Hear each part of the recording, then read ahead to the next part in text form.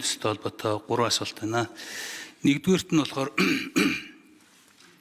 энэ хуулийн 6 дээр 6-г одоо хүчингүй болгоно гэсэн залт байгаа. 6 дугаар зүйлийг одоо мөрдөгдөж байгаа ерөнхий үнэлгээ хийх төслийн ангиллыг бүхэлд нь хүчингүй болгоно гэдэг.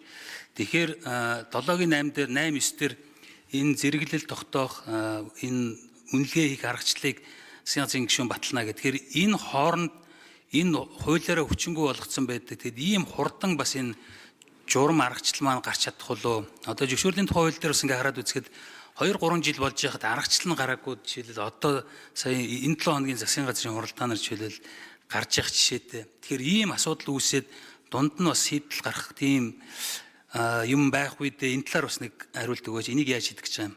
Хоёрдугаар асуулт нь болохоор энд юу гэж заасан байгаа. Ерөнхий шинжээч байгаль орчинд нөлөөлөх байдлын үнэлгээний тайлан шинжилгээ хийж дүгнэлт гаргах ерөнхий шинжээчин дээр 3 шаардлага тавьсан байгаа. Нэг нь болохоор мэргэжлийн чадвартай тэг ажлын туршлагатай гэдэг. Дээр нь байгаль орчны чиглэлээр 8-аас доошгүй жил ажилласан гэдэг.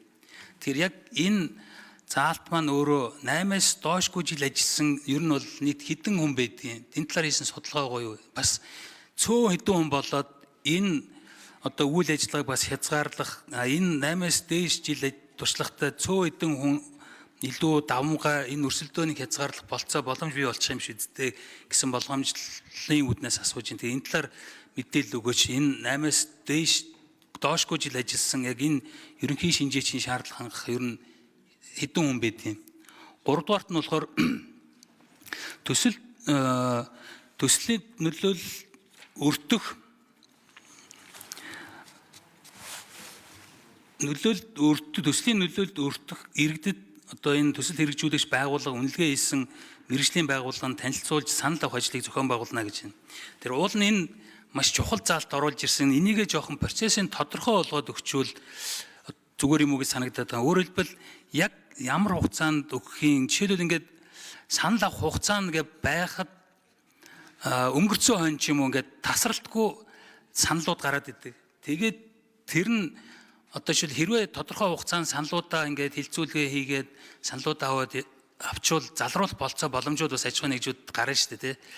Тэгэхээр энэ болцоо боломжийг хангахгүй ингээд тасралтгүй санал гараад гомдоод ч юм уу бас иймэрхүү асуудлууд гараад байвал энэ нь өөрөө ингээд энэ одоо заалтын ач холбогдол бас судрах ийм магадaltaй учраас энийг илүү процессжуулах боломж ч юм уу ажлын хэсгээр ярьсан зүйл байгаа юу гэсэн ийм 3 асуулт байна. Баярлалаа. За ажлын хэсэг 4-р микрофон. Инх түшин гишүүний асуултанд хариулъя. Журмын хувьд бол байгаль орчны менежментийн төлөвлөгөө боловсруулах, байгаль орчны нөлөөлийн наривчлсан үнэлгээгээр батлагдсан менежментийн төлөвлөгөөнд нэмэлт өөрчлөлт оруулах, хянах, тайлагнах, журам аргачлалыг бол бид боловсруулчихсан байгаа хуулийн төсөлтөйгөө хамт.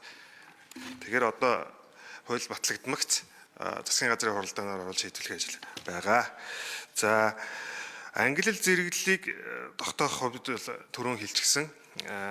Одоо дээш доош гүйх боломжгүй байгаа. Ерөнхий шинжээч тавьж байгаа шаардлага бол бас амьдрал дээрээс гарч ирсэн шаардлага байгаа. Түрүүн хэлсэнчлэн 3 ангиллаар 11-ээс 15 хүнтэй зөвлөлүүд байгаа. Мэргэжлийн зөвлөлүүд байгаа. Энэ зөвлөлд маань дандаа төрийн албан агчид байгаа. Олон жил ажилласан мэдлэг туршлагатай удирдах албан тушаалтнууд байдаг. Энэ мэргэжлийн зөвлөлийн үйл ажиллагааг удирдлага чиглэлээр хангаж зохион байгуулж ажиллахын тулд эрхэссэн түвшинлийн хэмжээний буюу газрын даргын хэмжээний хүн байж энэ мэргэжлийн зөвлөлийн үйл ажиллагааг хэвэн явуулах юм байна гэж үзсэн. Өмнө нь бас туршлага бидэнд бас байгаа. Тэгэхээр энэ мэргэжлийн зөвлөлийн үйл ажиллагааг удирдлага чиглэлээр хангахын тулд газрын даргын түвшний өмнө тэгэхээр манай яамд одоогоор бол 7 газартай 7 газрын дарга байна. Мөн түүнчлэн яам доктор суурьшилтай ажиллаж байгаа 26 хүн байна. 8-аас дээш жил ажилласан.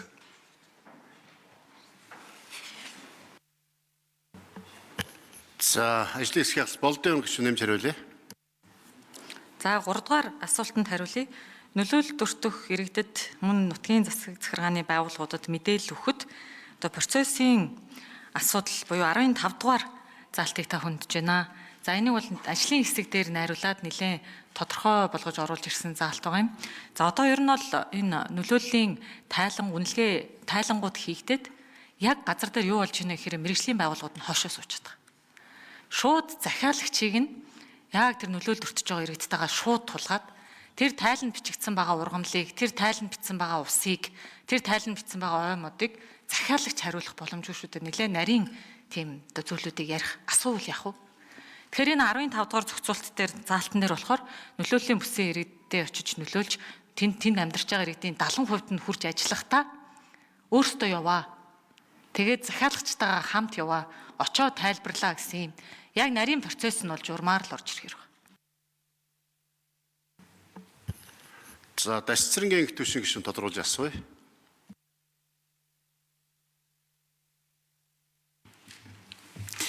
Тэр бэлэн болсон журмын хаваалцаж болох уу? Тэрийг гэж нэгдүгээр, хоёрдугаар асуултан дээр болохоор ер нь бол 8-аас дээш доошгүй жил ажилласан энэ шаардлага хангаж байгаа 26 хүн байгаа гэж ойлголоо. Тэгэхээр энэ 26 бол хангалттай ачааллаа хуваалцаад явчихна гэж ойлголоо. Зөв. Гурав дахь асуултан дээр болохоор гол нь би нөгөө нэг санал авах энэ хугацаа гэдгийг яг журмаар гэхээс илүү хуулийн дээр заагаад өгчвөл ямар хугацаанд одоо хангалттай энэ хилцүүлэг танилцуулах юм хийгээд тэгээд тэнд одоо жишээлбэл засаж залруулах орон нутгийн иргэдийн одоо тэр байгаль орчинтой холбоотой асуудлууд дээр нь энэ засаж залруулах болцоо боломжийг нь олгоод тэгээд арга хэмжээ аваад явбал гэсэн санаагаар тодорхой оруулчуул гэж ийм санаа байна. Тэгэхгүй болохоор ийм сунжилтсан гэд хизээч хамаагүй ингээд санал гаргаж болдог. Энэ болсон болоогүй тэгэл эсэргүүцэл гаргадаг, эсэргүүцдэг иймэрхүү асуудал. За ажлын хэсэг 4-р микрофон хариулъя. Журмын төслийг танд өнөөдөр бичгээр хүргүүлье. За санал авах тэр хугацаан дээр бол ерөнхий үнэлгээг хийлгэх зөвшөөрлийн албан тоод байдаг байхгүй. Орон нутгаас явуулдаг. Энэ маань ерөнхий үнэлгээ хийлгэхийг зөвшөөрж байна гэдэг орон нутгийн засаг даргын албан бичиг байдаг. Энийг ажлын 15 хоног болгож 10 хоногийг 15 хоног түрүү хэлсэн болгож сунгасан байгаа. За тэгээд энэ зөвшөөрөл албан тоод ирээгүй тохиолдолд одоо зөвшөөрсөн тооцоод одоо үнэлгээгээ хийнэ л гэж байгаа. Ерөнхий үнэлгээгээ л хийнэ гэж байгаа. Дараа нь бол наривчсан үнэлгээний асуудал бол тусдаа асуудал байна. За зочин танилцуулъя. Нийслэлийн ерөнхий боловсролын англи хэлний King's Kids сургуулийн 9 ангийн багш сурагчид улсын их хурлын үйл ажиллагаа төрийн ордонтой танилцж байна. Та бүгдийнхээ сурлагт нь өндөр амжилт, амьдралд нас жаргал, эрүүл их сайн сайхан бүхнийг улсын их хурлынхаа нийт гишүүдийн нэрийн өмнөөс хүсээрөөё. Онцророо даав ээжийнхээ үгэн сайрж агараа. За Лувсан Бямбагийн мөнх баясгалан гишүүн